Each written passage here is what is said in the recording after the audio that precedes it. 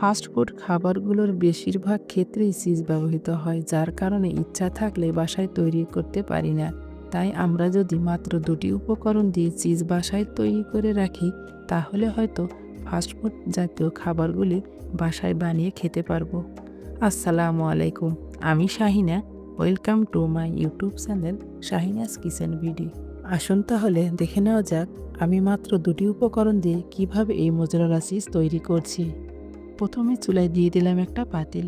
আজকে এই চিজ তৈরির জন্য আমাদের যেটা লাগবে তা হলো গরুর খাঁটি দুধ। আমি এখানে ২ কেজি কাঁচা গরুর খাঁটি দুধ নিয়েছি। এই দুধ আগে থেকে জাল করা না। ভালো চিজ তৈরির জন্য প্রথমে নির্বাচন করতে হবে গরুর খাঁটি দুধ। এখানে কোনোভাবেই বাজারকৃত বা প্রস্তুতকৃত দুধ ব্যবহার করা যাবে না। অবশ্যই গরুর কাঁচা খাঁটি দুধ হতে হবে। এইবার চুলা জ্বালিয়ে আমি আঙুল দিয়ে বারবার চেক করে দেখব দুধটা কতটুকু গরম হয়েছে। এখানে দুধটাকে বেশি গরম করা যাবে না, হালকা কুসুম গরম করে নিতে হবে। আমি আঙুল দিয়ে বারবার চেক করে দেখছি কতটুকু গরম হয়েছে। এখানে এমনভাবে দুধটাকে গরম করতে হবে যাতে আমার আঙুলটি ডুবিয়ে কিছুক্ষণ রাখা যায়। আমার দুধের উষ্ণতা রেডি। আমি এখন এখানে হাফ কাপ ভিনেগার দিয়ে দেব। এবার আমি একটা খুন্তি দিয়ে দুধগুলোকে সব দিকে সমানভাবে নেড়েচেড়ে দেব। পারফেক্ট চিজ তৈরি করার জন্য আমার এই ভিডিওটি শুরু থেকে শেষ পর্যন্ত না টেনে দেখবেন। আস্তে আস্তে নাড়াচাড়া করার পর দেখবেন দুধ আস্তে আস্তে ছানা হতে শুরু করবে। দেখুন সব দিক দিয়ে সুন্দরভাবে দুধ দলা পেকে গেছে। এই ছানা মিষ্টি বানানো ছানার মতো হবে না, এই ছানাগুলো একটু আঠালো হবে। তারপর পাতিল আমি চুলা থেকে নামিয়ে ঢাকনা দিয়ে ২ মিনিটের জন্য রেখে দিয়েছিলাম। ২ মিনিট পর দেখুন আমার সবগুলো ছানা একদম এক জায়গায় দলা পেকে গেছে। এগুলোকে আমি একটা ছাঁকনি দিয়ে উঠিয়ে চেপে চেপে যতটুকু পরিমাণ পানি ফেলানো যায় এভাবে খুন্তি দিয়ে চেপে চেপে পানিগুলো নিংড়িয়ে নিলাম।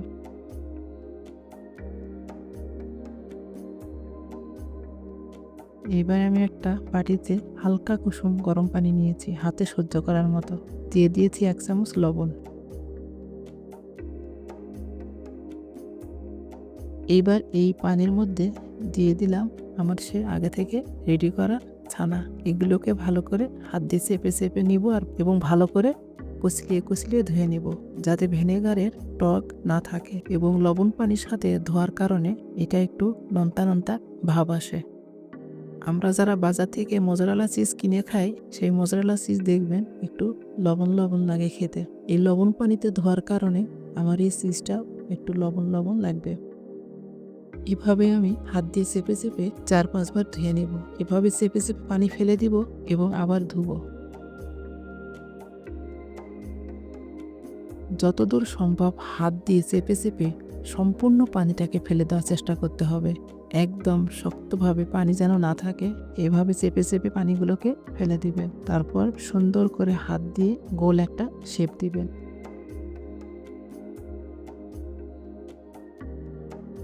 লবণ দুধ মিশ্রিত এই পানি আপনারা ফেলে দিবেন না। আপনারা যে কোনো রুটি, নান, পরোটা তৈরি করে নিতে পারবেন পানি দিয়ে।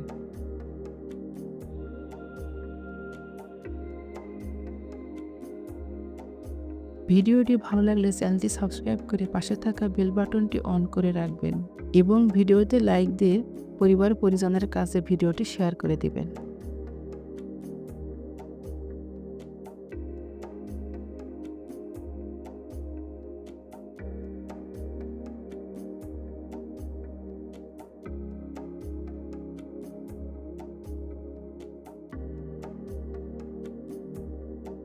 তারপর একটা পলিথিন নিয়ে ভালো করে পেঁচিয়ে পলিথিনের বাতাসটাকে বের করে দিয়ে ভালো করে গোল করে শেপ দিয়ে নিব।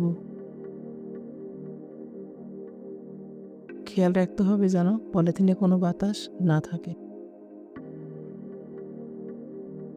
এভাবে রেখে দিলাম ফ্রিজে ৪ ঘন্টার জন্য। ফিরে আসলাম ৪ ঘন্টা পর। এবার এটাকে আমি আপনাদেরকে খুলে দেখাচ্ছি।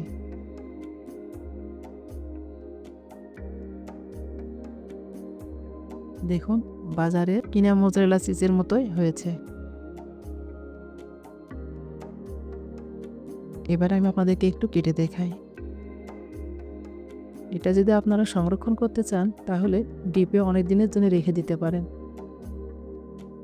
দেখুন কতটা সুন্দর নরম আর সফট হয়েছে, একটু ভেঙেও যাচ্ছে না। এবার আমি আপনাদেরকে একটু গ্রেট করে দেখিয়ে দিই।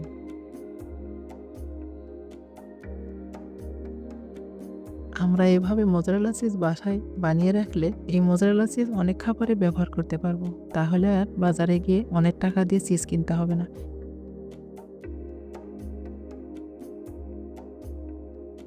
দেখুন গ্রেটটা কত সুন্দর হয়েছে, একদম কিনা মোজারেলা চিজের মতো। আপনাদের সুবিধার জন্য আমি একটা চুলায় ফ্রাই প্যান দিয়ে আপনাদেরকে চেক করে দেখিয়ে দিচ্ছি। একটা রুটির উপরে 2 টুকরো মোজারেলা চিজ দিয়ে রুটিটাকে আমি গরম করে আপনাদেরকে দেখিয়ে দিচ্ছি।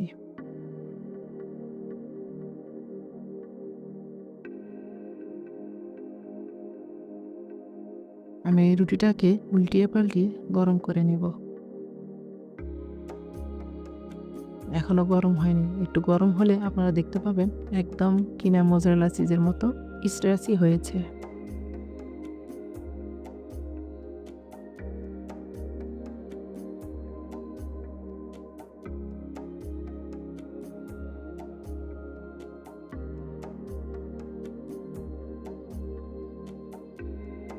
দেখুন মনে হচ্ছে না বাজার থেকে কিনা চিজের মতো? কতটা স্ট্রেচি হয়েছে দেখুন। এবার আমি আপনাদের হাতে নিয়ে দেখিয়ে দেই। দেখুন রুটির ভিতরে মেল্ট হয়ে যাচ্ছে।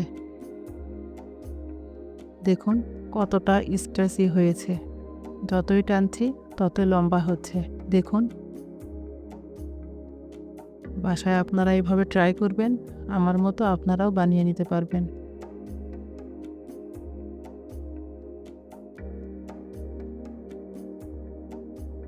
এবার আমি আপনাদের সুবিধার জন্য একটা ফ্রাই প্যানে দেখিয়ে দিচ্ছি। দেখুন পারফেক্ট মোজারেলা চিজ। আমি গরমে হাত রাখতে পারছি না, তবুও আপনাদের দেখানোর চেষ্টা করলাম। আমার এই মোজারেলা চিজের ভিডিওটি কেমন লাগলো অবশ্যই কমেন্ট করে জানাবেন, আর আপনারা এটি তৈরি করার বাসায় চেষ্টা করবেন। আজ তাহলে এখানেই বিদায় নিচ্ছি, দেখা হবে পরবর্তী কোনো ভিডিওতে। আসসালামু আলাইকুম।